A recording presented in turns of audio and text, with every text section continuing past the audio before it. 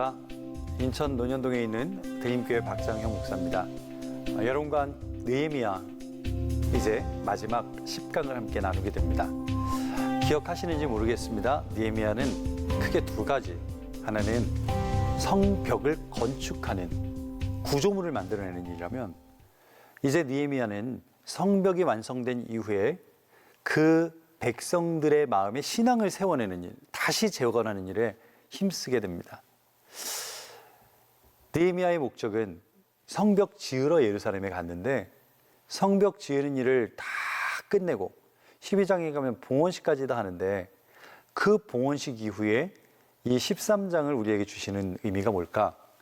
네, 우리의 신앙의 재건, 우리의 신앙에 무너진 것을 세우는 일을 느헤미야는 관심 갖고 있다는 거예요. 지난 시간에 마지막에 그런 말씀 드렸습니다. 내가 있어야 될 자리에 있는 것, 이스라엘 백성들이 백성으로서의 정체성을 가지고 사는 것, 제사장은 제사장의 자리에 있는 것, 백성들은 백성의 자리에 있는 것, 하나님의 백성들이 하나님 앞에 드려야 될 것을 드리는 것, 하나님의 성전에는 하나님의 것으로 채워지는 것. 그래서 느헤미야가 도비아의 그 세간살이를 다 집어던지고 그곳에 하나님께 예배하는 기물들을 채워넣을 때, 이건 영적인 회복, 다시 우리의 삶의 자리의 원위치를 우리에게 주고 있다는 거예요. 자, 원위치라는 단어 안에서 오늘 말씀을 한번 이어가 보려고 합니다. 믿음의 사람들에게 있어서 다시 회복해야 되는 건 뭘까요? 이스라엘 백성들, 그들이 자기 해야 될 일을 하지 않자 어떤 결과가 나타났나요? 하나님 앞에 드려야 될 예물들, 하나님 앞에 드려야 될 첫 곡식, 첫 새끼들 11조를 드리지 않자 제사장들이 성전을 떠나갔죠. 느헤미야는 그곳에 와서 그 백성들에게 하나님 앞에 드려야 될 것을 드리게 하고, 제사장들을 다시 데려다가 있어야 될 제자리에 세워놓죠. 느헤미야의 중심을 여러분이 한번 보셨으면 좋겠어요. 그 사건 앞에 남들은 보고도 못 본 척 했는데, 남들은 봤지만 신경도 안 쓰는데, 느헤미야는 그렇지 않았어요. 그가 하고 싶었던 것, 그가 마음속에 있었던 것, 그건, 오늘은 저는 이 키워드를 드리고 싶어요. 하나님께 나의 최선의 것, 최고의 것을 드리자. 하나님께서 이스라엘 백성들에게 원하셨던 것이 뭘까요? 제가 지금 최선, 최고라고 되었는데 비싼 걸, 희귀한 걸 말씀드린 것이 아니에요. 내 마음의 중심에 최고의 중심을 드리는 것, 내 마음의 순도에 가장 최선의 순도를 하나님 앞에 드리는 그 중심을 말씀드리는 거예요. 레위인들이 다시 성전으로 돌아와 자기의 자리를 지키면서 하나님의 일에 집중하게 됐어요. 유다 백성들은요, 하나님 앞에 그 11조를 온전하게 드림으로 성전이 다시 차기 시작했어요. 하나님 앞에 나올 때 아무 부담 없이 나가고, 하나님 앞에 나아갈 때 기쁨으로, 자유함으로 나간다. 그 말씀은 맞지만 우리가 하나님 앞에 드려야 될 것을 드리지 않는다는 이야기는 절대 아니에요. 최선의 것, 최고의 것을 드린다는 건, 오늘 하루를 내가 하나님 앞에 살아갈 때 하나님께 내 인생을 어떤 모습으로 드릴 거냐, 내 삶을 어떻게 하나님 앞에 바칠 것이냐 하는 이야기예요. 느헤미야는 그들을 책망하고 하나님이 만들어 주신 영적인 질서를 원위치시키는, 헌금송 중에 아마 여러분 다 아시는 찬송가일 거예요. 내게 있는 모든 것을 주께 드리네, 거기에 아낌없이 드리네, 그런 표현들이 있죠. 여러분, 그 찬송을 부를 때 내게 있는 모든 것을 아낌없이 바치네, 여러분 그 찬양을 아무 생각 없이 부를 수는 있어도 아무 부담 없이 부를 수 있는 사람이 있을까요? 정말 그 찬양을 아무 부담 없이 부른다면 그 사람은 지금 그 자리에 몸만 와 있는 것 뿐일 거예요. 주께 드리네, 주께 드리네, 나에게 있는 모든 것을 주께 드리네, 그 찬양의 가사는 우리 안에 하나님 앞에 내 삶의 모든 것을 드리는 헌신을 말해요. 하나님 앞에 내가 가진, 나에게 허락되어진 이 모든 물질을 드릴 수 있는 그 믿음을 요구하는 거예요. 그런데 우리가 그런 부담을 가지고 살아가느냐? 제가 신학대를 졸업할 때 졸업식 때 두 번의 노래를 부르더라고요. 한 번은 교가였고요. 또 한 곡은 부름받아 나선 이 몸 어디든지 가오리라. 그 가사에는 이런 표현도 나와요. 아골골짝 빈들에도 복음 들고 가오리라. 그때 철없던 그 신학생들은 나는 못 갈 것 같아. 농담으로 우리는 그런 얘기까지 했어요. 부름받아 나선 이 몸 골라 가오리라. 어떻게 보면 그게 솔직한 농담 반 진담 반의 마음이었는지도 몰라요. 제가 처음 목회를 무의도라는 섬에서, 그 당시에는 하루에 여객선이 2번 있는 아주 외딴 섬이었습니다. 처음 그 섬에 목회를 갈 때 두려움이 왜 없겠습니까? 그러나 하나님께서 나에게 주신 첫 목회지, 하나님이 나에게 주신 가장 선한 곳이라는 믿음이 있기에 그곳으로 가는 데는 두려움은 없었습니다. 그러나 그곳에 사는 동안 불편한 게 너무 많은 거예요. 때로는 도시에서 목회하는 친구들이 너무 부러웠어요. 특히 해가 지고 이제는 여객선의 마지막 막배가 떠나가고 노을이 지고 석양이 질 때면 얼마나 마음이 외로웠는지 몰라요. 그때를 생각하면 지금도 하나님께서 나를 보내신 그 자리에 조금 더 충성하지 못했음을 후회하게 되고 때로는 반성하게도 되는데, 그 당시 내 삶을 온전히 하나님 앞에 드렸느냐 하는 부분에 있어서 주님께 너무 부끄러울 때가 많아요. 한 번은 제가 캐나다에서 목회할 때 한 이민교회의 담임자 청빙 광고를 본 적이 있어요. 근데 그 조건을 보는데요, 참 쉽지가 않아요. 그렇다고 그 교회가 모든 것들을 다 서포트해 줄 수 있는 교회냐? 그렇지도 않았어요. 이민자의 삶이 참 빡빡한데 그 이민자 몇 가정이 모이는 그 교회의 목회자를 청빙하는데도 제가 그 조건 하나하나 또는 교회의 상황 하나하나를 볼 때 나라면 갈 수 있을까? 선뜻 결정할 수가 없었어요. 우리는 못 갈 이유가 101가지도 넘어요. 뭐 가족의 핑계도 있고 자녀의 핑계도 있고 내가 준비가 안 됐다는 핑계도 있고 기도해봤는데 아니더라는 핑계도 있고. 자, 신학교 졸업할 때 부름받아 나선 이 몸 어디든지 가오리라 찬송했던 그 신학생은 온데간데 없고, 어느 순간 목사 같지 않은 목사로 살아가는 나의 모습을 바라보면서 하나님 앞에 정말 죄송스럽고 부끄러울 때가 있었어요. 목회자만 그럴까요? 성도 같지 않은 성도가 너무 많아요. 하나님의 백성답지 않은 백성들이 너무 많아요.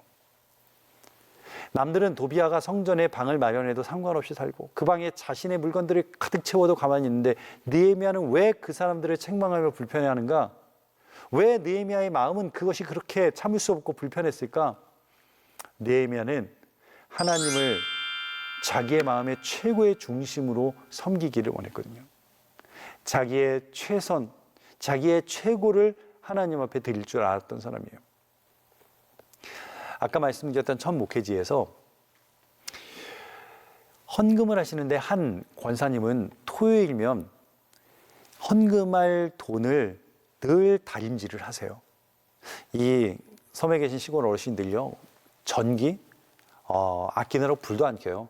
해주면 그냥 전기 안 켜고요, 그냥 해 떨어지면 주무시는 분인데 토요일 되면요 그 헌금할 돈을 다리기 위해서 전기 다리미를 쓰세요. 낡은 돈도 깨끗하게 달여서 헌금 봉투에 넣고 주무시는 거예요. 주일 아침이 되면요 일찍부터 일어나서 목욕을 하고 교회에 올라오세요. 근데 여러분, 지금 여러분이 아파트에 사는 그런 생각을 하시면 안 돼요. 겨울에는 해도 엄청 늦게 뜹니다. 깜깜할 때 일어나시는 거예요. 뜨거운 물이요? 수돗물 이런 거 없어요. 우물물인데 그 우물물을 길어다가 아궁이에 불을 떼서 가마솥에 물을 끓여서 그 물을 타가지고 몸을 씻고 오시는 거예요. 얼마나 번거로워요. 그냥 올라온다고 그분에게 누가 손가락질하는 사람이 있을까요? 아무도 없어요. 그런데 그분은 한 주도 빠짐없이 그렇게 하셨어요. 여러분 어떠십니까? 여러분 하나님 앞에 한 번의 예배를 드리기 위해서 여러분의 금요일과 토요일은 어떻게 보내고 계세요? 금요일은 불금이니까 불태워보고, 토요일은 하루 남은 주말이니 내가 하고 싶은 취미와 모임 할 거 다 하고 늦게 들어와서 새벽 1~2시까지 눈 비비면서 TV와 영화를 충혈될 때까지 보다가 정말 이제는 피곤을 이기지 못해 잠들고, 다음날 아침 간신히 일어나 주일 예배 시간 5분 늦게 예배당 들어와서 찬양할 때는 일어서서 찬송 부르니 앉을 수도 없고, 다 같이 앉으셔서 대표 기도하시겠습니다 할 때부터 자기 시작해서 예배 끝날 때까지 잠자는 모습이 우리의 모습 아닌가요? 그렇게 신앙생활, 그렇게 예배생활하는 그 삶을 우리가 하나님 앞에 드릴 수 있겠는 거죠. 지금 느헤미야가 하나님 앞에 드리고 싶은 건 최고의 순도의 모습, 내 중심, 가장 값진 것을 하나님 앞에 드리기를 원하는 느헤미야의 삶의 모습을 보면서 우리는 어떤 신앙생활의 모습을 보여야 될까? 우리는 하나님은 그 중심을 보신다고 말씀하시죠. 그런데 정작 우리는 그 하나님 앞에 중심을 잃을 때가 얼마나 많은지 몰라요. 나의 삶의 최선과 최고를 하나님 앞에 올려드릴 때 하나님은 우리의 삶의 영적인 새로움을 시작하신 거예요. 영적인 새로움은 언제 시작되느냐? 내 삶의 과거의 습관들이 멈춰지는 순간부터 영적인 새로움이 시작되는 거예요. 이걸로 치면 신앙의 생명을 잃어요. 느헤미 시대의 백성들, 그들은 그걸 놓쳤던 거죠. 느헤미야는 그걸 붙잡을 수 있었던 거예요. 느헤미야는 그럴 수 없었어요. 그 백성들이 살아가는 그 모습을 그냥 놔둘 수 없었어요. 뭘 해요? 원위치시키는 거잖아요. 느헤미야 13장 15절을 제가 한번 16절까지 한번 읽어 드릴게요.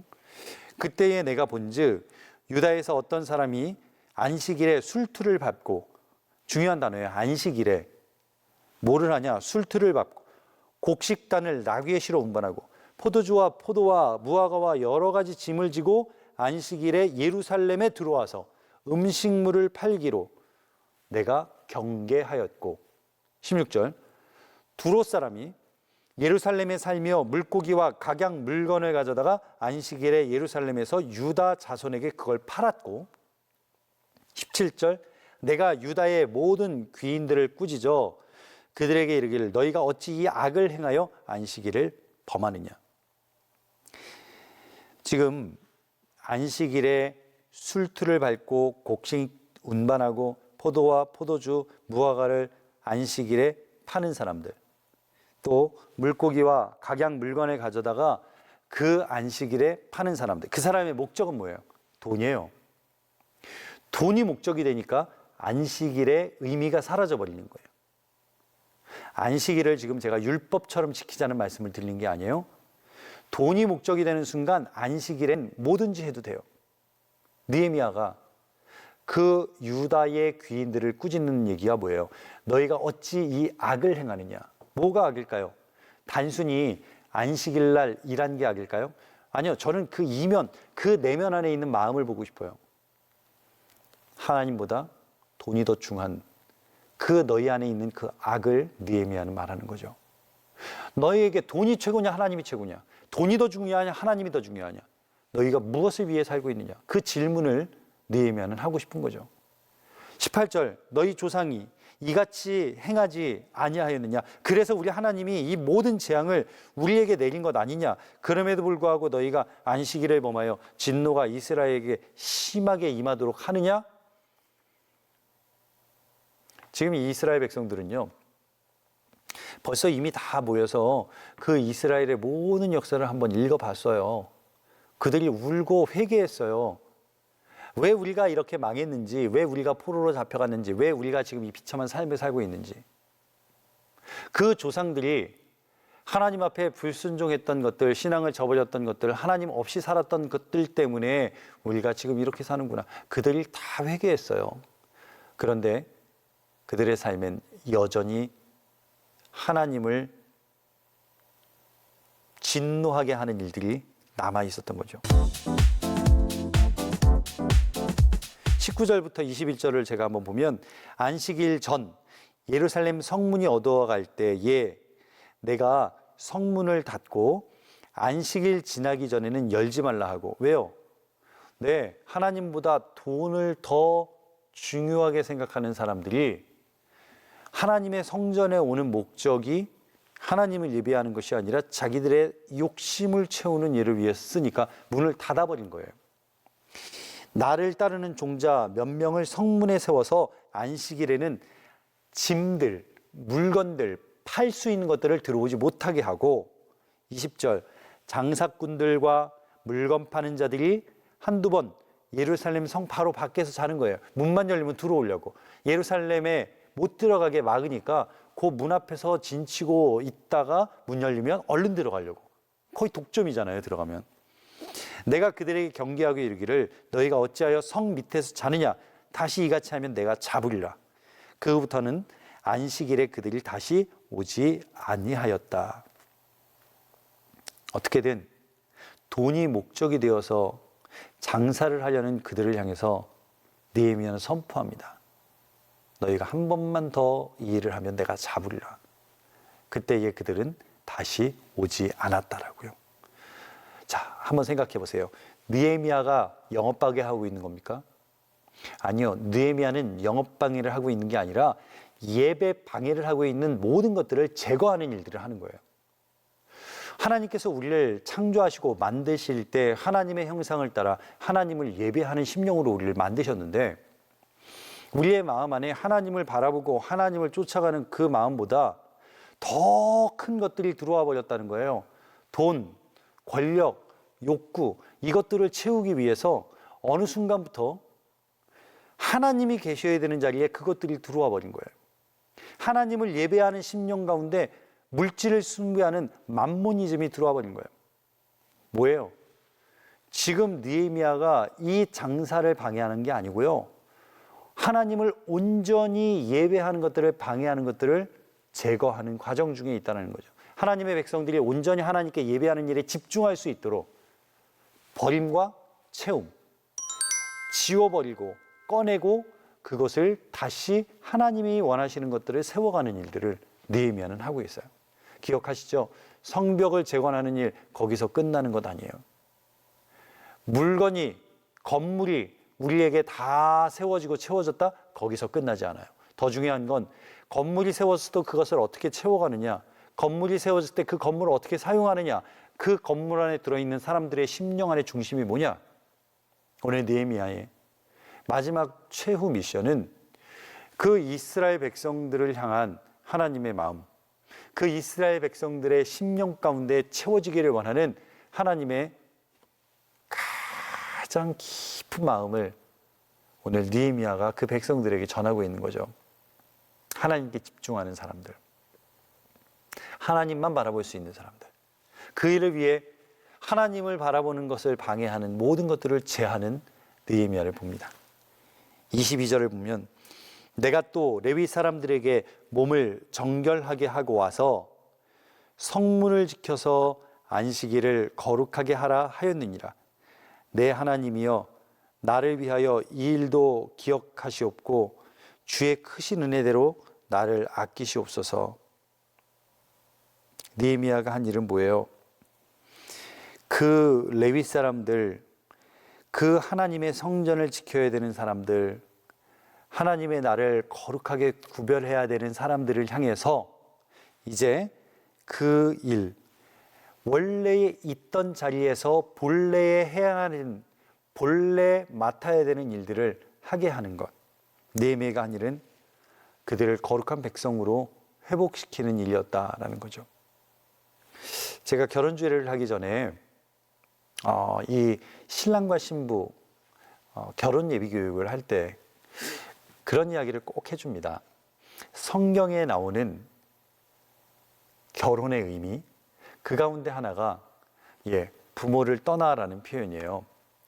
그럼 부모를 떠나라는 표현이 부모님 집에서 신혼살림을 멀리 얻어라, 그런 의미일까요? 아니죠. 이제는 감정적으로, 정서적으로 그 부모님을 떠나서 남편은 아내, 아내는 남편에게 가장 가까운 사람이 되어야 된다라는 그런 의미예요. 지금까지 나를 낳아주시고 길러주신 부모님을 잘라버려라 그런 얘기가 아니잖아요. 부모님보다 감정적으로 정서적으로 배우자와 가장 밀접한 관계가 되는 것, 이것이 결혼인데요. 제가 결혼주례를 하면서 유난히 아들 사랑이 많은 그 혼주 권사님을 보면서 걱정이 되는 거예요. 이 가정이 잘 살 수 있을까? 혹이라도 이 시어머니가 너무 간섭을 많이 해서 이 아들이 중심을 못 잡지는 않을까? 그래서 제가 주례사 중에 신랑에게 그런 질문을 했어요. 어머니가 더 중요합니까? 아내가 더 중요합니까? 여러분 한번 상상을 해보세요. 신랑이 주례하는 담임 목사님이 물으니까 대답은 해야 되겠는데, 어머니가 더 중요하냐 아내가 더 중요하냐 물으니 얼마나 난처한 표정을 짓든지요. 마치 어린아이에게 엄마가 좋아 아빠가 좋아 그 표정을 물었을 때 그 아이들의 표정과 똑같았어요. 그런데 그 순간 이 신랑이 참 지혜로운 게 남편 표정은 짓고 나서 이런 이야기를 하더라고요. 어제까지는 어머니가 제일 중요했는데 오늘부터는 아내가 더 중요합니다 라고 대답을 했어요. 이건 솔로몬의 지혜와 맞먹는 수준인 거예요. 부모는 자식이 잘못해도 자식이 회개하고 돌아오면 언제나 부모는 받아줘요. 그런데 여러분 아십니까? 아내는 잘못하면 다시는 안 받아주는 거. 그 신랑은 그걸 너무나 잘 알았던 거죠. 결혼은 우선순위가 바뀌는 거예요. 부모를 떠나 그 말은 내 삶의 우선순위가 이제는 부모님에게서부터 아내로, 남편으로, 하나님께서 기뻐하시는 그 배우자를 위해서 살아가는 역할로 바뀌는 게 결혼식이에요. 신앙생활로 연정시켜보죠. 신앙생활은요, 우리가 주님의 순결한 신부가 되는 거예요. 내 인생의 우선순위가 신랑 되는 주님께로 바뀌는 거예요. 그 결혼식 전에는 내가 다른 사람과 데이트도 해볼 수 있고 내가 다른 사람과 만날 수도 있어요. 그러나 결혼하는 순간부터 나는 이 배우자에게 온전하게 집중해야 돼요. 이 배우자에게 내 모든 것을 다 쏟아 부을 수 있어야 돼요. 그렇지 않으면 그 배우자는 부정한 배우자가 되는 거예요. 신앙생활도 마찬가지예요. 우리가 주님을 알고 주님을 만나기 전에는 내가 세상에서 죄 가운데 살 수 있어요. 하나님이 기뻐하시지 않는 일에 내가 살아갈 수 있어요. 그러나 진정으로 예수님을 내 신랑으로 맞고 예수님을 나의 인생의 주인으로 맞이한 사람은 그 삶의 우선순위가 바뀌는 거예요. 내 우선순위가 신랑 대신 주님께로 바뀌어지는 거예요. 느헤미야는 이 백성들이 알기를 원하는 거죠. 내 삶에서 하나님보다 더 중요한 것은 없다는 거예요. 너희 인생에서 돈이 중요하나 하나님이 중요하나? 아까 제가 그 질문 드렸죠. 여러분 한번 생각해 보세요. 내 인생에 돈이 최고냐 하나님이 최고냐? 돈이 중요하냐 하나님이 중요하냐? 만일 내 마음 안에 돈이 중요한데 하나님을 섬긴다면 그 믿음은 하나님을 이용하는 믿음일 뿐이에요. 내 삶은 돈이 최고인데 하나님을 섬긴다라고 말하는 것은 하나님을 액세서리처럼 사용하는 거예요. 액세서리 뭐예요? 그날 아침에 옷을 입었는데 그 옷과 제일 잘 어울리는 귀걸이를 목걸이를 거는 거예요. 그러다 장례식을 갈 때는요, 화려하니까 귀걸이 그 자리에서 빼버리고 들어가는 거예요. 그게 액세서리예요. 돈이 중요한 사람은 오늘 그 돈을 벌기 위해 그 목적을 위해 하나님도 끌어다 쓰지만 내가 그 돈을 벌기 위해 때로는 하나님이라는 액세서리를 떼버릴 수도 있는 사람들이에요. 오늘 이스라엘 백성들에게 느헤미야가 말하고 싶은 건 우리의 삶의 최고는 하나님이요. 내 삶의 목적은 내 삶을 최선을 하나님께 드릴 때 우리의 인생의 중심이 온전히 하나님을 볼 수 있어야 한다는 걸 말하는 거죠. 옷 색깔에 맞춰 끼기도 하고 빼기도 하는 그런 액세서리가 아니라 그분이 내 삶의 중심이기에 내가 다른 것도 다 포기할 수 있는 삶. 느헤미야는 그 이스라엘 백성들이 그런 삶을 살기를 원했습니다. 반대로 하나님이 최고인 사람의 인생, 그 인생은 하나님이 주는 다른 모든 것들을 하나님의 영광 돌리는 도구로 쓰는 거죠. 돈의 축복을, 물질의 축복을 주셨다. 그게 내 삶의 목적은 아니지만, 가장 중요한 건 아니지만, 하나님이 최고인 사람은 물질의 축복을 받은 것을 하나님을 경험함에 있어 가장 좋은 도구로 쓰고, 내 삶에 건강 주시는 것, 이것이 축복인 걸 아는 사람은 그 주신 건강으로 하나님의 삶을, 사역을 감당해내는 건 그 사람이 하나님의 백성이라는 거예요. 영적으로 세워진다는 건 영적인 우선순위가 잘 정리가 되는 거예요. 여러분의 인생에 제일 중요한 게 뭐예요? 돈이에요? 건강이세요? 하나님이 되시기를 축원합니다. 그때에 우리의 인생에 다가오는 수많은 것들은 그 하나님의 영광을 위하여 쓰임받는 도구가 될 수 있어요. 그러나 이 영적 우선순위가 바뀌어지는 순간 우리의 인생은요, 성전을 떠난 제사장들처럼 하나님 앞에 약속을 하고도 첫 번째 새끼, 첫 번째 소산, 그 10의 1을 들지 않는 그 백성들처럼 우리의 있어야 할 자리를 지키지 못하는 그런 하나님의 백성이 될 수밖에 없고, 그 하나님의 백성, 결국 하나님 포로로 때로는 억압 가운데 살게 되는 그 이스라엘의 역사를 우리에게 분명하게 보여주고 있음을 우리는 압니다. 여러분, 진정한 신앙인은 뭘까요? 저는 가끔 그런 생각을 해봐요. 우리의 삶이 건강해야 행복하십니까? 내가 병들어도 주님 때문에 웃을 수 있는 사람, 그 사람이 진정한 신앙인 아닐까? 내 삶의 모든 것이 채워져 있어서 만족하십니까? 그런데 가난해도 주님 때문에 행복할 수 있는 사람, 그 사람이 바로 하나님의 백성 아닐까요? 잠언 10장에 보면, 잠언 16장에 우리가 너무 좋아하는 구절 하나가 있어요. 사람이 마음으로 자기의 길을 계획할지라도 그 길을 인도하시는 분 하나님이시다. 자, 이 말씀 아마 아시는 분이라면 다 좋아하시는 구절일 거예요. 근데 여러분, 그 앞에 있는, 바로 앞에 있는 직전에 있는 그 구절을 아세요? 8절에 이런 표현을 합니다. 잠언 16장 8절 읽어볼게요. 적은 소득이 공의를 겸하면 많은 소득이 불의를 겸하는 것보다 나으니라. 우리는 이 구절에 있는 사람이 마음으로 자기의 길을 계획할지라도 그의 걸음을 인도하시는 분 여호와시니라, 이 말씀에는 은혜를 받고 좋아하는데 그 앞에 나오는 구절은 읽어본 적도 없어요. 하나님이 누구의 길을 인도하실까요? 공의를 겸한 그 작은 예물을, 작은 물질을 더 기뻐하신다.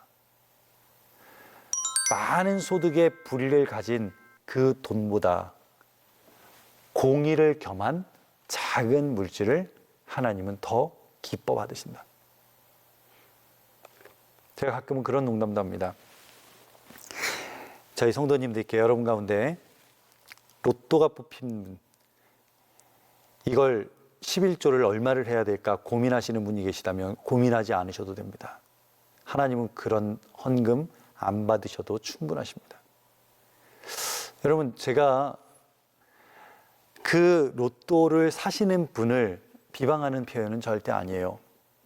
우리가 하나님 앞에 어떤 마음으로 드리는 것이 하나님이 기뻐 받으실까 하는 고민을 해보자는 질문이에요.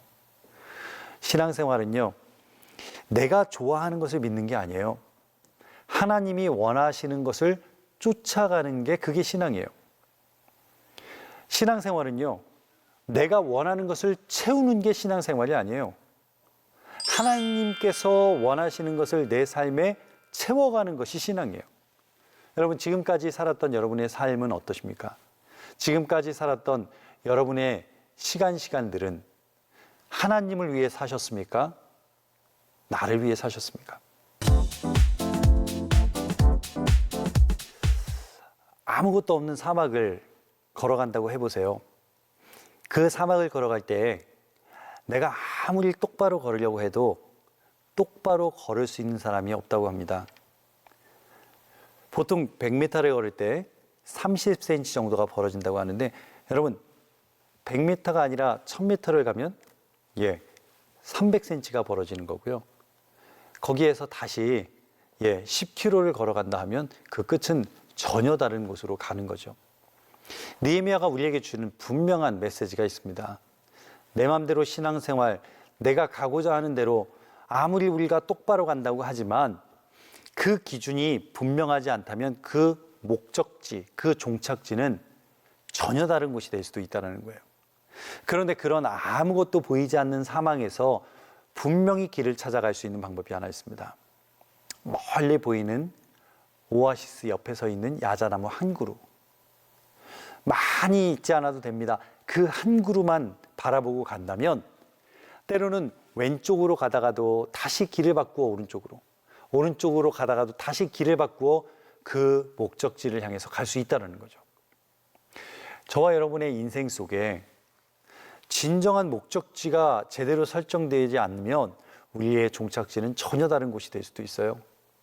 하나님께서 오늘 우리 한 사람 한 사람 심령 가운데 이 느헤미야서 말씀을 통해 주시는 건 우리 신앙의 종착지를 바로 찾아가기 위한 그 목표, 타겟을 분명하게 세워야 된다는 거죠.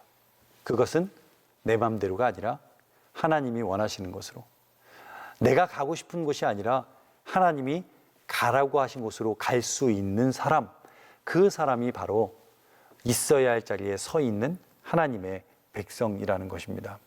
우리의 인생을 살면서도요, 때로는 내 삶에 고난을 만나고 어려움을 만나면 그 목적지가 잘 보이다가도 안 보일 때가 있어요. 저도 그런 경험을 해봅니다. 또 우리의 인생에서 모든 것이 부족하지 않고 다 채워져도요, 우리 안에는 죄성이 있어서 그 어려움 없이 살았음에도 불구하고 내가 가는 그 길을 온전히 가지 못할 때가 있다는 거죠. 느헤미야는 그 백성들을 향해서 너희의 삶의 목표는, 우리의 삶의 방향은, 우리의 삶에 다시 한번 원하시는 하나님의 목적은 이것이라고 말씀하십니다. 그것이 무엇입니까? 내 삶의 순결함으로 하나님이 기뻐하시는 백성으로 사는 것, 내 삶에 무너진 것들을 다시 다 일으켜 세워 보수해냄으로 하나님이 기뻐하시는 인생으로 살아가는 삶, 그 삶을 하나님은 살기를 원하세요. 여러분의 인생에 어떤 문제가 오든지, 어떤 흘림이 오든지, 어떤 고난이 오든지, 병들든지 가난하게 되든지, 그때 여러분께서 더 집중해야 될 것이 있어요. 그게 뭐냐? 네, 주님을 바라보시라는 거예요. 그 주님을 바라볼 때 이제 우리의 분명해져요. 내 방에 빼내야 될 것이 뭐냐? 집어 던져야 될 것이 뭐냐? 내 방에 이제 다시 채워 넣어야 될 것이 뭐냐? 저와 여러분 안에 욕심이 던져지고, 내 안에 잘못된 목표들이 던져지고, 잘못된 습관과 관습들이 끊어지고, 그 자리를, 빈자리를 하나님의 기뻐하신 것들로 다 채워가는 저와 여러분 되시기를 축원합니다. 언제부턴가 우리의 신앙이 너무나 기준이 낮아졌어요. 언제부턴가 우리의 신앙에 기준이 없어졌어요. 제가 목회를 하다 보면 성도님들을 바라볼 때 정말 안타까운 게 두 가지가 있어요. 그 중에 하나가 하향 평준화된 기준을 가지고 산다는 거예요.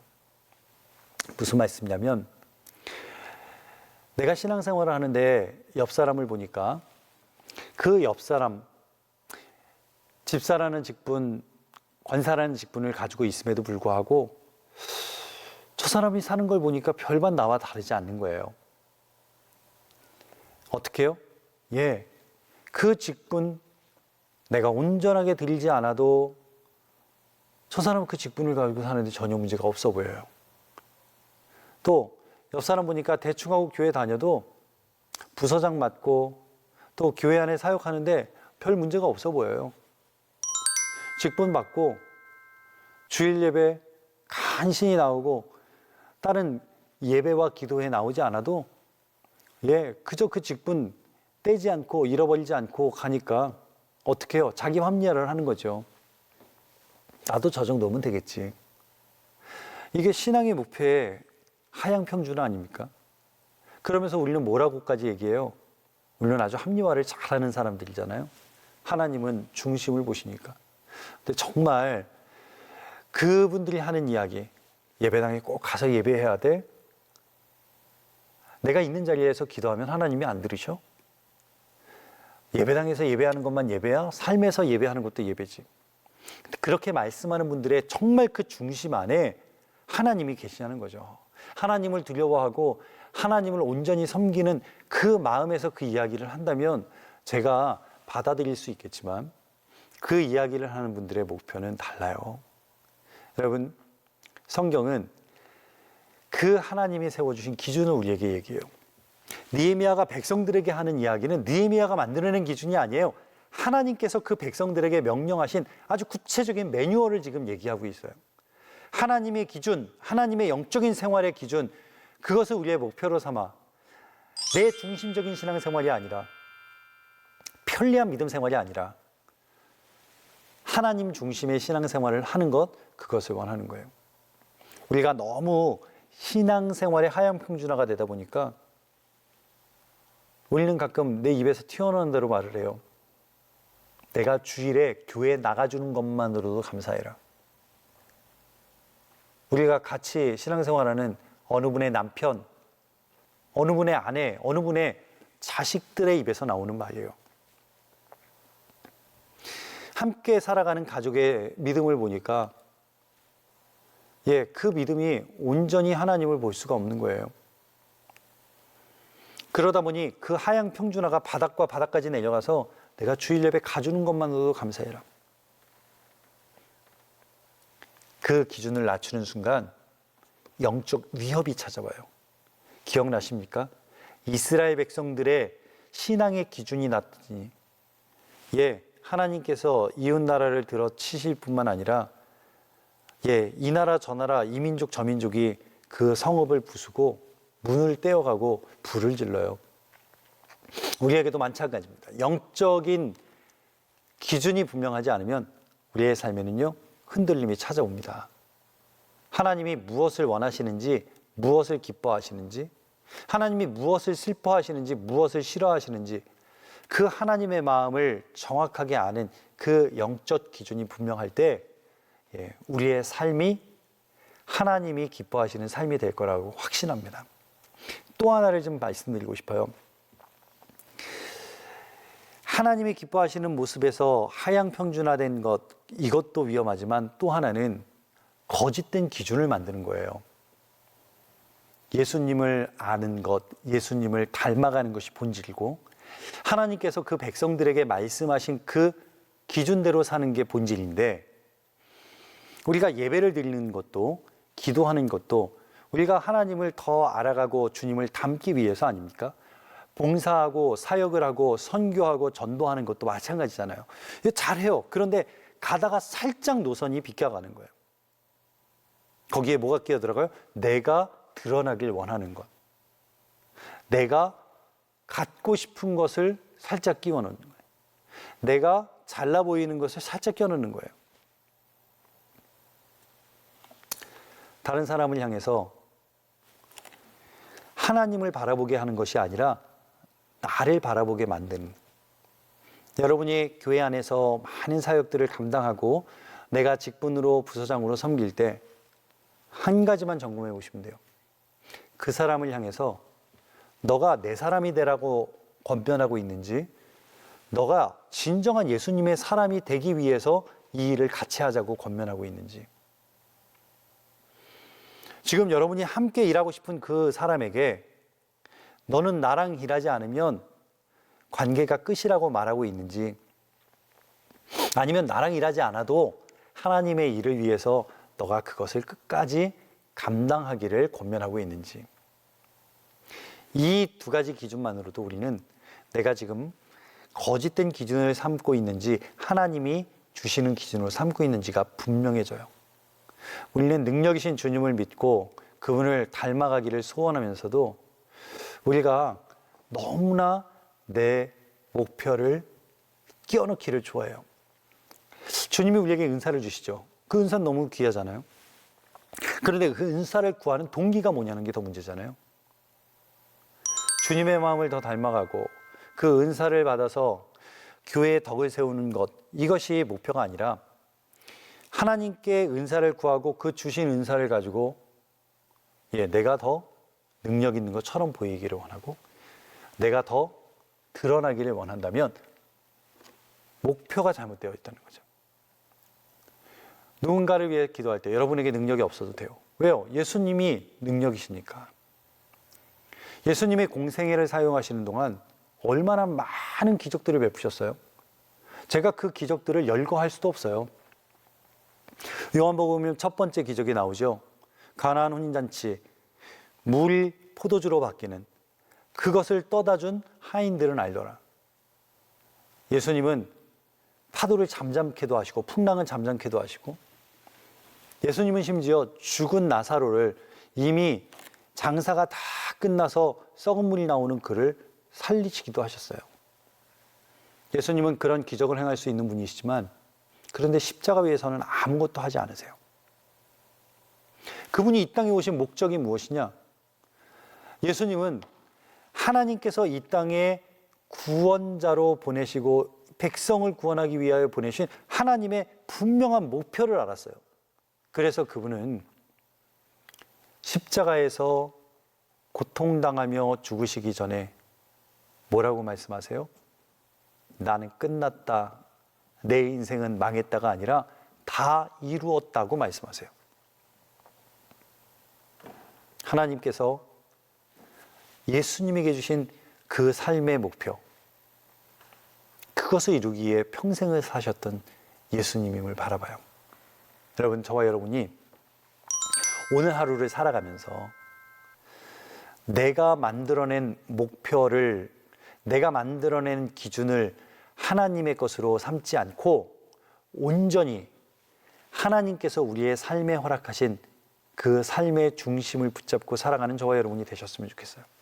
느헤미야가 백성에게 부탁하는, 아니 강권하는, 때로는 화를 내면서까지 그 백성들이 지키기를 원하는 건 그거였어요. 편의를, 또는 나의 유익을, 또는 편리함을, 보다 효율적임을, 보다 쉬움을 말하지 않고 하나님께서 말씀하신 예배, 하나님께서 정해주신 기준, 이것을 향해 나아갈 때 그 자리가 저와 여러분의 자리가 되어지기를 원합니다. 이스라엘 백성들이 그 자리에, 원래의 자리를 다 차지했을 때 그곳은 하나님이 다스리는 곳이 되는 거죠. 오늘 하나님께서 느헤미야의 입술을 통해 주시는 그 모든 것들, 저와 여러분의 심령 가운데 새겨지기를 원하고요. 하나님은 오늘 우리의 삶에 가장 좋은 것으로 채워주시는 하나님. 그러나 여러분, 그 앞에 있는 것을 기억하세요. 하나님의 뜻대로 행하는 자, 하나님의 기준대로 행하는, 그때에 하나님께서 우리의 인생을 책임져 주시고 붙잡아 주시는 것들을 경험하는 저와 여러분 되시기를 축원합니다. 오늘 느헤미야서 마지막 시간인데요.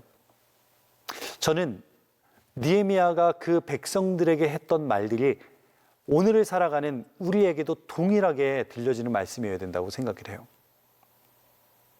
우리에게는 잘 지어진 성벽이 있습니다.